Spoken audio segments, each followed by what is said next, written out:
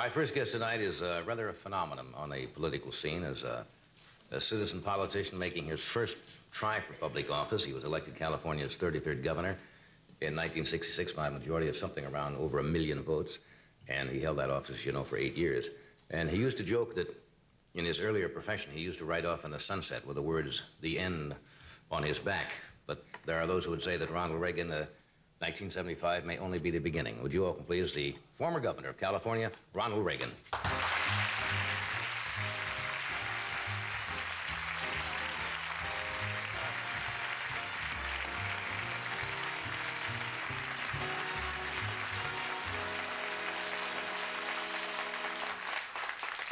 Nice to see you. Nice to be here, John, and nice of you to have me here after, a little more than 2 months unemployment. That's right. How does it feel to be, well, you're not really unemployed now because I know you're doing a syndicated column and for many news, around 120 papers, I think, and a radio show and on the lecture tour. But how does it feel to be, I don't know if they use the word temporarily out of politics or not, but we'll get into that later. There's mixed emotions when you step down. There's always things that you had left undone that you'd like to have done, but then all of a sudden the curtain's pulled and that chapter's over and... somebody else takes over? Yeah. Did you have any major disappointments? What would you have liked to have done, or your biggest disappointment, maybe your biggest highlight in office as you look back on it? Well, I'll start with the biggest highlight.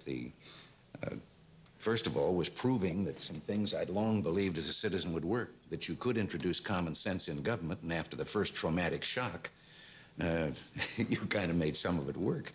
I still say that the answer to our problems in this country, even at the national level, is to have a law that says there is a percentage limit of the people's earnings that government cannot go beyond without the consent of the people.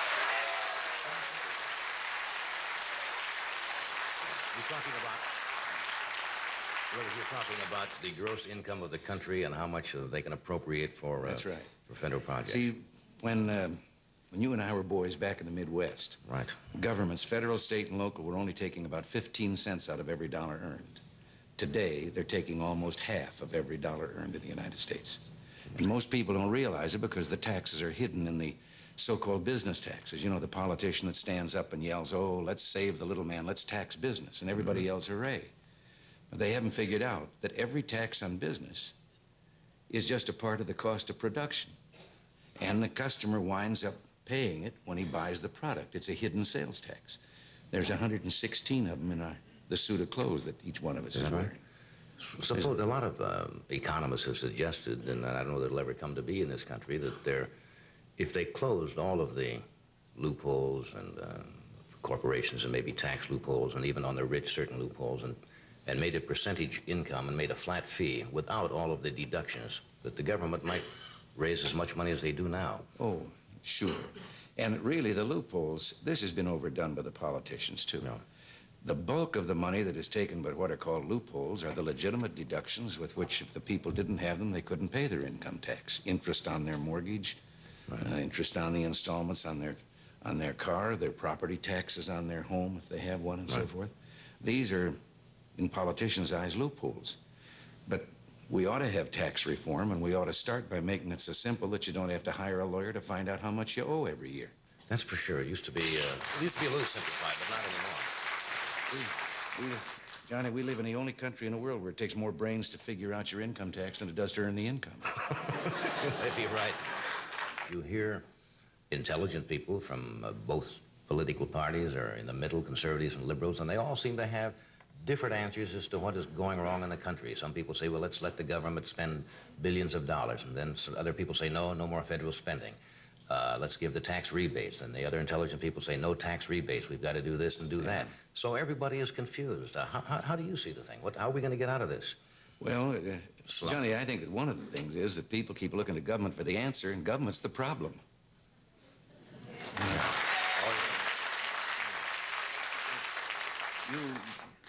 A moment ago, you asked, about people and feeling not only confused, but right, low and down in America. First of all, the American people, if they would just take a little inventory and look around, you triple our troubles, and we're better off than any other people on earth. And we've asked so much of government, and we've gotten in the habit over the last 40 years of thinking that government has the answers, There's very little that government can do as efficiently and as economically as the people can do themselves. And if government would shut the doors and sneak away for about 3 weeks, we'd never miss them. Now, if the people want to be Anybody you had cheered in mind particularly?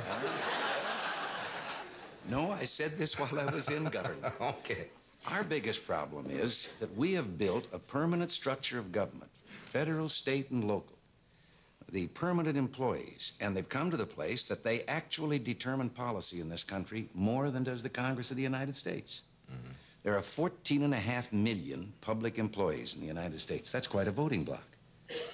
And the bureaus and agencies, now in Washington, I heard you talking earlier about some of the research programs. Mm-hmm. Listen, you had some beauties and there's some others. What would you say if I told you about a study in which this was called the demography of happiness? And in this study, the government found out that young people are happier than old people. And they found out that people that earn more are happier than people that earn less.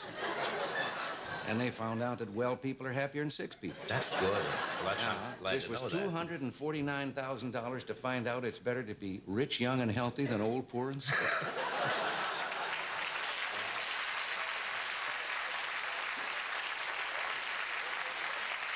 So when you say now that it's the government but may be the problem, do you envision a possibility, say in '76, if the convention, say, was deadlocked? I'm giving you all the theories and so forth, and the conservatives took over possibly and got control of the electoral process, and they couldn't quite make a decision, and they came to you and said, Governor Reagan, we can't decide between Mr. Ford, Mr. Rockefeller. We're divided. Would you like to go to the White House? You remember that answer I gave you about the CIA? Yeah. Come on. No, I won't buy it. I'm not going to buy it. No, I can understand the CIA now, but... No, I thought that was delicately phrased. Yes. Verbose but delicate. Yeah, verbose but delicate. No, I think it's an unanswerable question. I don't think anyone, in view of the things that have gone on the last few years, knows what's going to happen in the next 2 years down the road. I think that everyone should hope and pray that people are there will do the job so well that there won't be any question about it. Because if they do, then everything's all right with the rest of us. You think they're doing their job well? Well, I agree with some things and disagree with others. When they give me a choice between a $53 billion deficit in the budget and an $80 billion deficit, when budget deficits are what's causing inflation, I don't see that there's any room to be on either side of that argument. Yeah, I think the answer to curing inflation is a balanced budget. How do you do that? I mean, how do you balance the budget? Well, balancing the budget is like protecting You don't spend more than you take in, right? Yeah, it's like protecting your virtue. You have to learn to say no.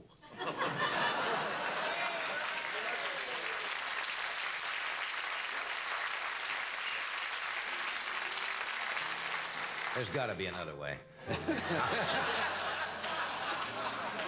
Thanks for being with us tonight, really. It was a pleasure to see you again, my best.